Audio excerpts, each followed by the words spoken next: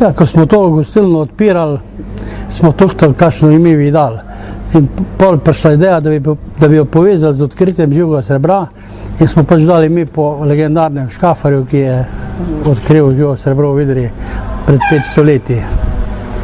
Kaj ponujate gostom, ki pridejo k vam? Ja, gostom ponujamo jedi po naročilu, te standardne idrijske domače jedi, žlikrofe na vse načine, bakalco, največ, torej original bakalca, to je jančkov golaž, potem z gorgonzolo imamo vegetarijanske žlikrofe in ostale jedi po naročilu.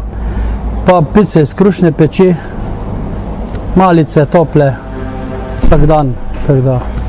In poleg tega pa imamo tudi prenočišča.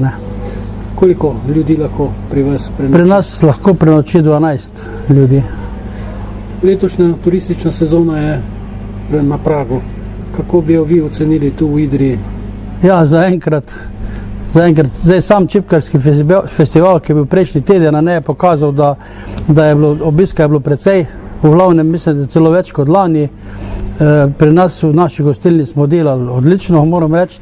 Drugač pa ni, bi rekel, glede na to, da smo pač prišli zdaj v UNESCO, na seznam UNESCO, mislim, da zdaj trenutno še ni tistega pravega odziva na to pač vpis v UNESCO dediščino.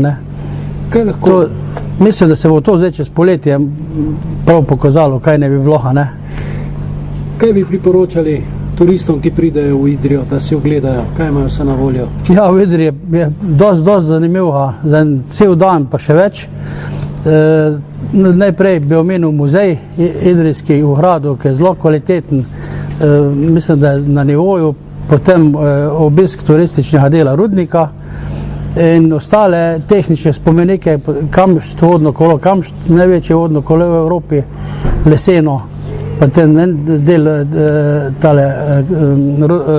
rudniško črpalko, Klejo, tudi bi rekel tehnološko, so zadeve zelo zanimive, ker Idrija je bila takrat v bistvu glede na tehnološki nivo pri samem izkoriščanju živo srebrne rude na zelo visokem nivoju v Evropi. Poleg tega so pa zelo zanimivi izleti v okolico Idrije.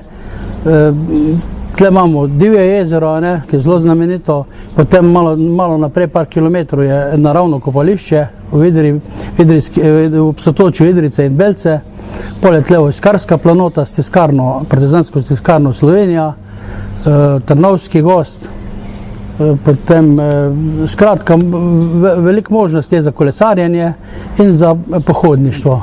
Ja, v Idriji imamo par trgovin s čipkami, ki se specialno ukvarjajo s prodajo čipk in tam lahko vidite, kako se čipke izdelujejo, lahko prezentirajo. Poleg tega je tukaj tudi čipkarska šola, kjer je še bolj, mislim, stalna razstava in pa tudi možnost ogleda, kako se to dela, pa stalna razstava čipke tudi v muzeju v Idriji. Teda to sploh ni problem, je dosti ponudbe, je dosti, povpraševanje je bolj malo, kakor slišimo od prodajalcev čipk.